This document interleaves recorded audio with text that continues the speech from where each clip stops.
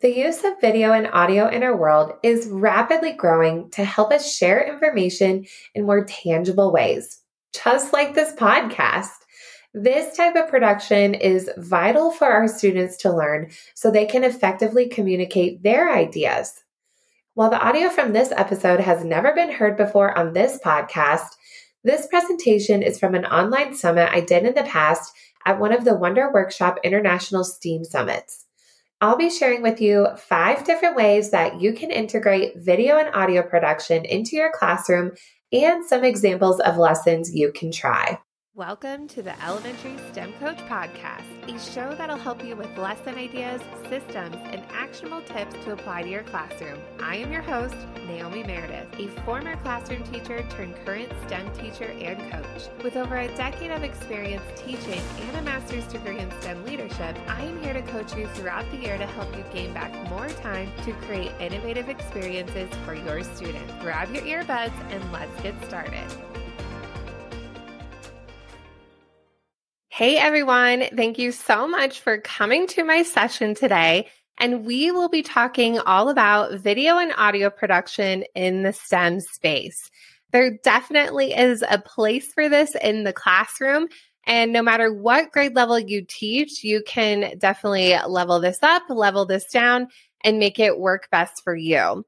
Now, if you don't teach STEM specifically and you're a classroom teacher or you teach other content areas, you definitely can find a lot of valuable information in this presentation. So don't feel like you just have to be a STEM teacher to be in this presentation. I was a classroom teacher for 6 years before I became a K-5 STEM teacher, and you can still do these awesome things in your classroom. So a little bit about me. I am Naomi Meredith, and I am a current K-5 STEM teacher and coach. And when I'm not teaching and through different various parts of my day, I am a business owner. And that little guy with the big ears is my dog, Frederick, who is spoiled as can be. And then along with my business and to incorporate all my teaching and experience, I'm also a podcaster with my newer podcast, the Elementary STEM Coach Podcast. So definitely go and check that out if you need a new podcast to listen to. And I am also a fiance. I have my wedding in June 2023. So a lot of different hats that I have. Today, I'm going to be sharing with you 5 video and audio formats that you can incorporate in your classroom, whether it is STEM or other content areas. And then I also have a bonus option for you that I will be sharing as well. Also linked in this presentation will be a free guide where you can view examples of the things that I mentioned. Throughout my presentation, I'm going to have pictures, like action shots of some of these examples. But in that free guide, I'll actually link specific student examples so you can actually get a deeper picture and see where you might want to take this in your own classroom. So the first type of video format that you can implement in your classroom, and I would say that this is the easiest way to get started if you're not doing any video at all, none at all, start with this, is action videos. And what I mean by this is really videos that are in the moment. So this is really capturing the things that are already happening in your classroom, but bringing them to life through the use of video. These can actually be scripted or not scripted. So I have some examples of that. And this is, again, a great way to capture the learning from the day. The parents aren't typically in your classroom and they don't get to see the great work that you're doing. And typically you might be using tools that the students can't take home. They go home and tell their families about it. But it might be just, there's so much going on in their explanation that a video can really capture what they're trying to say. And again, this is a great way to bring those projects to life, and kids really can have that ownership over their work and relive those learning moments. The top tools that I recommend and that I love using in my classroom is, number one, I absolutely love Seesaw. This is a tool that I used as a classroom teacher all the time with my 3rd grade students. And then I still use it today with my K-5 STEM students. K-5, yes, all of them. Because it does so many different things, especially having that video component is so powerful with the students' work. Now, I know I'm talking about action videos, but Seesaw also has the option where you can take photos of anything and you can add in a voice recording. So that is also another great option to capture the learning of what is happening.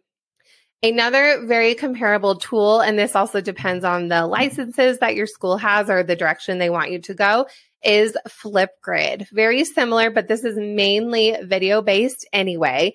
And students can definitely take video of their work and even respond to each other in the platform. You can definitely use Flipgrid with any grade. I have found that there's more buy-in with my older students, but again, you can use it K through 5 or even beyond. Another option, if you don't want to create accounts or you don't have the option to create accounts, is if you have at least a Google account as a teacher, you can use Jamboard. And this is a newer tool made by Google. And think of it like an upgraded Padlet / digital interactive whiteboard.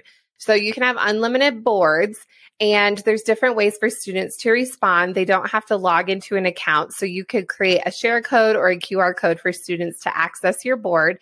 And then on the side, there's an insert image icon. And within that, there's webcam as an option. So students could actually take a video or photo of their work and share it to the shared board. And that could be a way to capture the learning for the day. And then maybe you email that board out to parents in a classroom newsletter. So lots of great options that are great entry points for really thinking about ways to capture the learning, those action shots, and those videos. So here are some more specific examples of how I've used those tools. On the far left is a screenshot of a student's recording in first grade. We did 3D printing. So we were talking about animal babies and their adults and how are they similar and how are they different. After the students got their 3D prints, they colored their design using Sharpies and to add all of those traits. After they colored those images, we went over as a whole class a script that I wanted the first grade students to rehearse. So we rehearsed that as a group. We went over it many times. And then they had that same script as well, where they recorded, they took a picture of their 3D print. They drew the habitat that those animals live in, and then they recorded their script on top. Some students even chose to take a video, so they wanted to make it more live. But this was just a great way to capture that in the moment learning. And instead of just bringing a random 3D print home that will sit on their shelf, that the families and the kids understand the reason why behind it and get to hear their voice. I also love using these tools when students are using robotics and or Lego education kits, especially using Dash from Wonder Workshop, one of my most favorite robots to use in the classroom.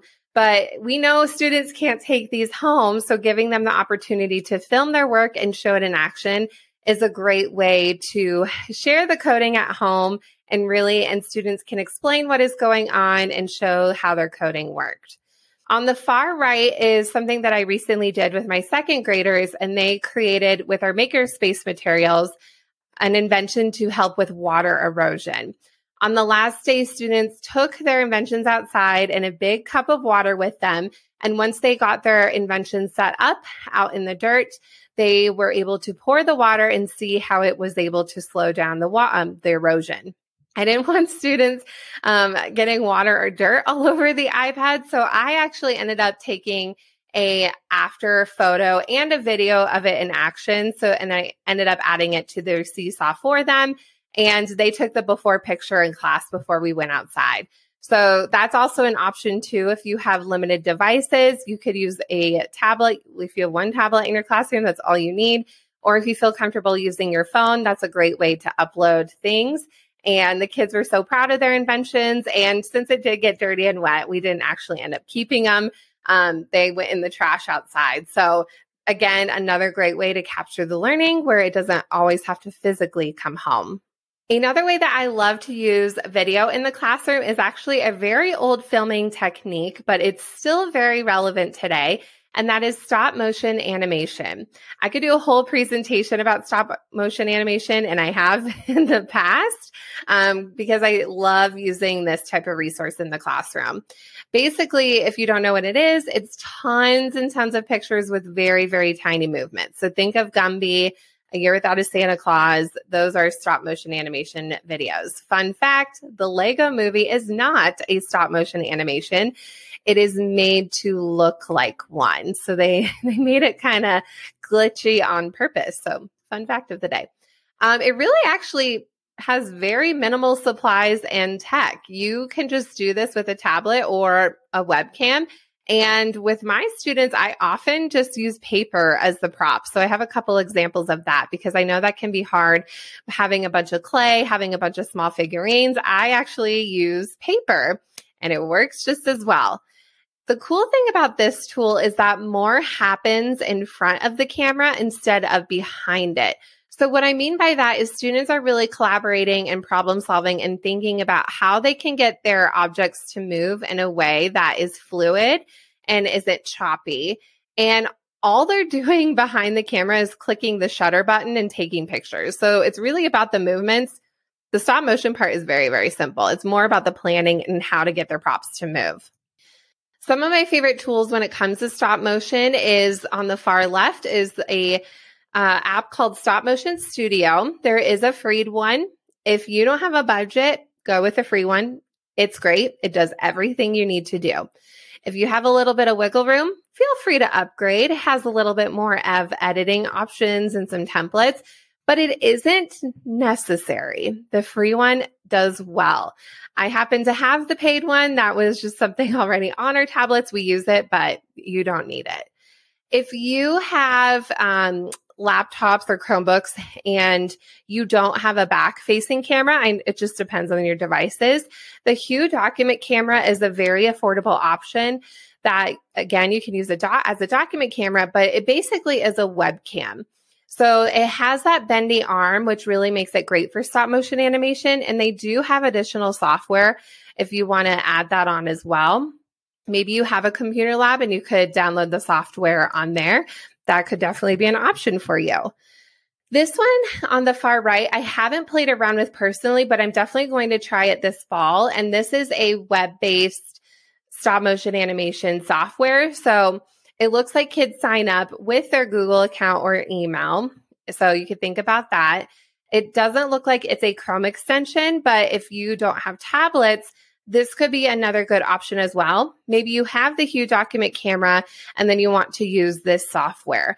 It looks like it has really good reviews and a lot of potential. So 3 different options, just ways to think about how you can do this besides just using the camera roll and scrolling through it really fast.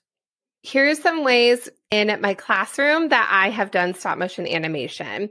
With my 5th graders, we were talking about parts of the human body, and they had to pick a specific part and explain what it does. I am not kidding you. The kids drew this heart, and I don't expect them to be perfect artists, but this is incredible.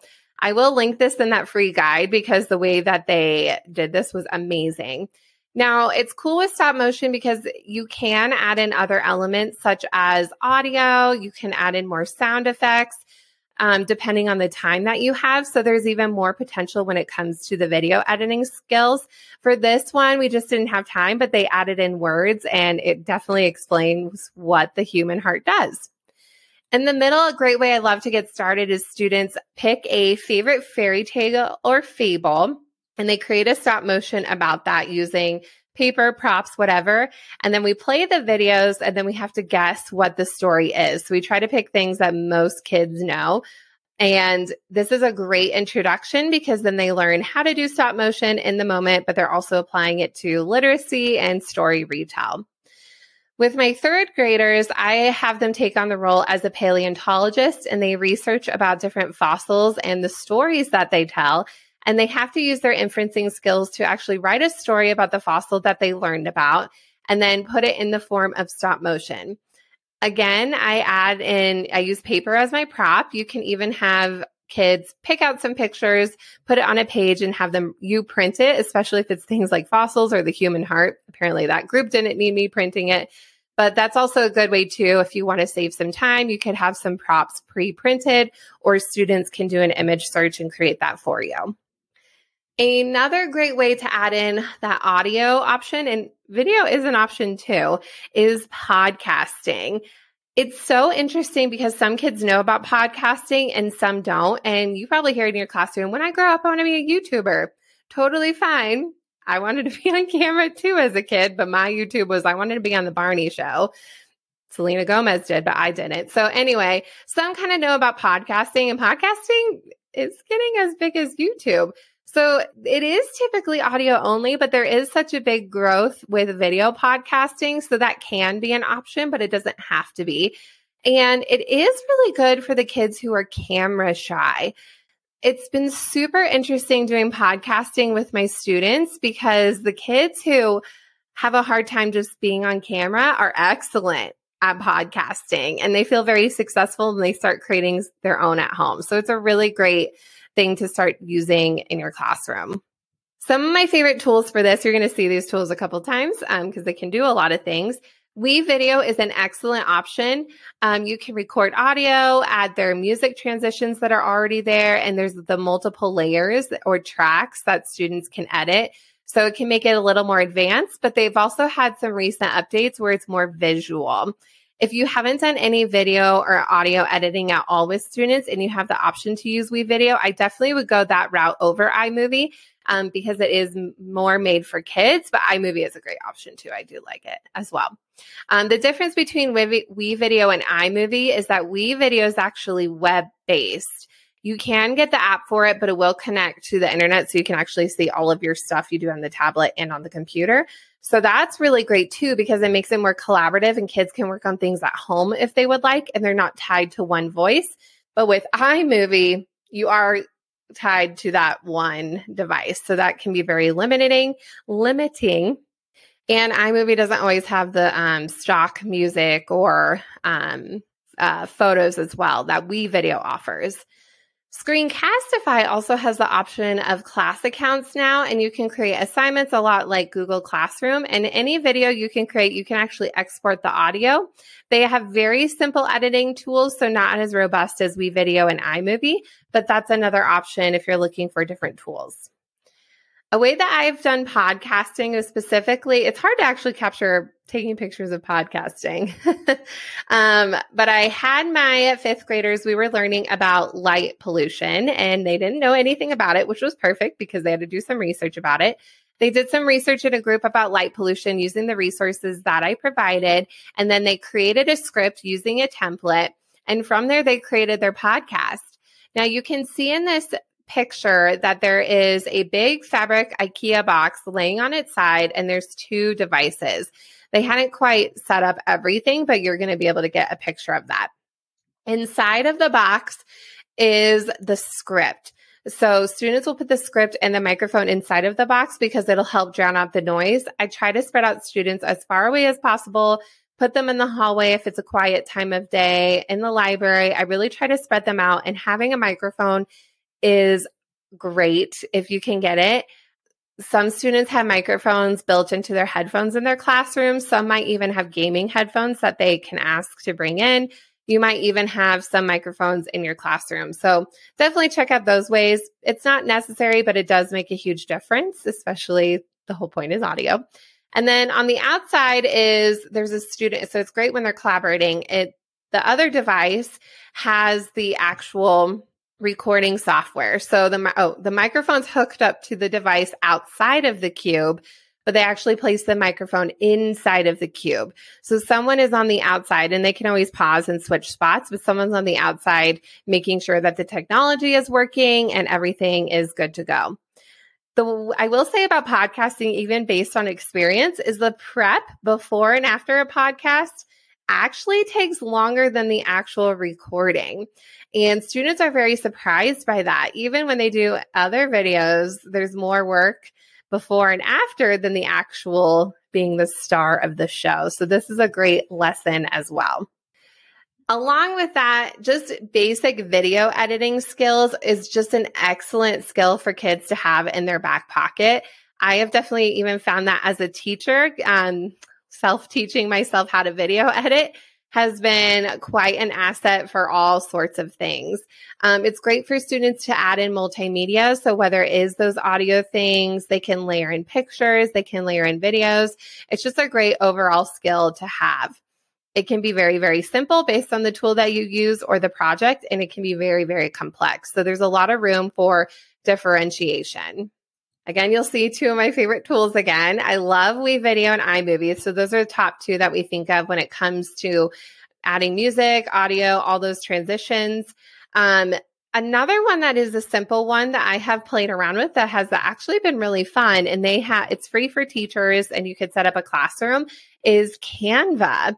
You can embed some videos. They have some slides and they have some fun things to play around with. So very, very simple. I wouldn't say it has tons of layers, but you can do some basic video editing in there. So it could be like a little commercial or things like that. And then Adobe Spark, I'm not 100% sure. I think you have to pay for it, but I'm not exactly sure. But Adobe Spark has an app and also web-based versions where you can do very, very simple editing as well.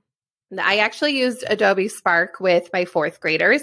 So when my fifth graders were doing podcasting, the next group did their fourth grade did their videos in Adobe Spark. I do like having all of my video and audio projects going on at the same time. So then I can get all of the materials ready and it just repeats, but the projects are completely different. Again, the same setup. So students were researching about space junk. Again, another topic they didn't know about. What is it? Why is it a problem? And then they also were thinking of their own possible solutions. They didn't actually build these solutions, but they thought of some that could be a possibility since it is a newer problem in a way that we are polluting around the earth. So they created a simple video in Adobe Spark and they added some moving elements and then they recorded their voice on top. Another way that I've used Adobe Spark, and really you could do this with anything, is that when I was co-teaching with teachers, first and fifth grade created commercials for something called their sale day. So first grade had a sale day. They had a product that they were going to sell, and their older buddies helped them create a commercial. So they filmed their little buddies saying things about their product, and they were adorable. One kid I helped with had a massage station. It was ocean themed, and he had a sea turtle and some shells he brought in. It was so cute. He's in fifth grade now, actually. So I'll have to remind him of that. But they helped them create some commercials and then they added in some other features with Adobe Spark. And it was great with the templates that they had. And it was a really fun collaborative experience. Of course, you can see all of these you can layer in together, so they don't even have to be isolated projects. But green screen is way more simple than you think. And it has very stunning results and students get very excited. You can also add in blue screen and it just adds another perspective to your videos. Now you see WeVideo and iMovie on there. They do have the capabilities to edit green screen. You can just film using the camera app on whatever device, save that video and put it in one of those platforms. But over all of that, I highly, highly recommend investing. It's not very expensive. It's worth, like, if you don't have any money for anything and you have a little bit, buy this. Okay. This is all you need. This is Green Screen by Doink, and it just explains what green screened is very visually to students. And it has those layers. It's super easy to edit. It is super straightforward. You can choose the green. You can really have any background be your green screen. We typically use blue and green because humans aren't naturally those colors. They shouldn't be blue or green. So that's why you see those colors. So if some ways I've done this, I'm not going to show my students' videos. I don't want to show their face. But you can see here I am in the middle in front of a green screen. I had a pop-up green screen tripod that I bought a few off of Amazon for my classroom. One side has green, one side is blue. So they're the perfect shades. On the far left, it was with second grade. They were researching about a location third grade and the climate and the weather at all times of the year. And then they created a video about it. Mine was about Costa Rica. And then on the far right was second grade, and they were researching about different natural disasters, and they had to report about it and let you know what are the causes and where do they happen. Finally, as the bonus, this is almost like incorporating all of it. You can do your school-wide news using these tools. I actually don't do mine live because I don't want to deal with any huge technical difficulties. And especially here, I'm in Colorado. We have weird weather. I don't want to deal with that. I don't know when else I would do it live. I do a lot of clubs after school and my playing times in the morning. So one of my clubs, well, two of them. My club on Monday is the pre-recorded news. So I have groups of students who record the news 5 days out. So we have scripts that they read, a calendar, and all of that. Then my editing team the next day, different set of kids, we get those videos, they edit them to where they're cleaning them up. And they use WeVideo, and eventually they start adding in those transitions, like here's what the weather forecast is, and they'll add in little things. Soon, second semester, my recording team will eventually use green screen, but right now we're really working on reading those scripts and being on camera. This is something that the teachers in my building watch every single day in their classrooms. They're about 5 minutes, super engaging. This is the second year that I've done it, and the little kids can't wait. They're like, when can I be on the news? So they're literally obsessed about it. So you can see I have some kids who are recording. At the time, we were doing green screen then.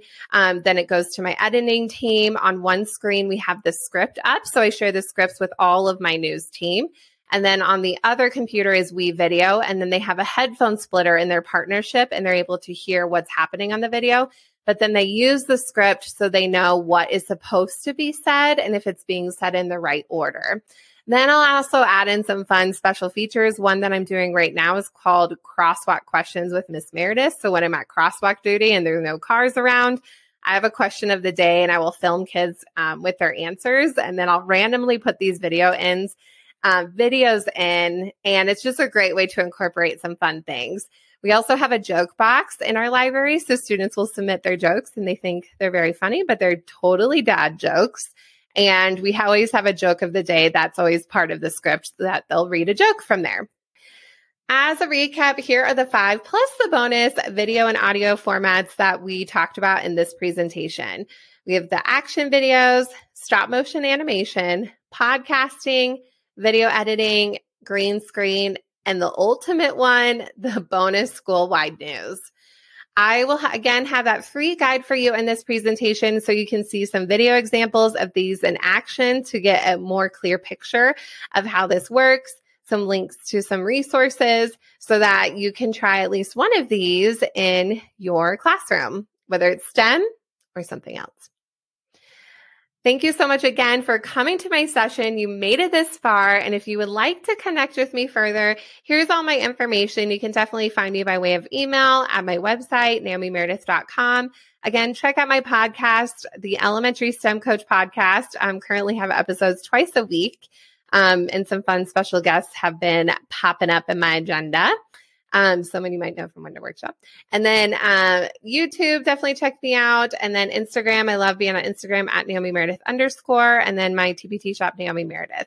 So lots of ways to connect and find me.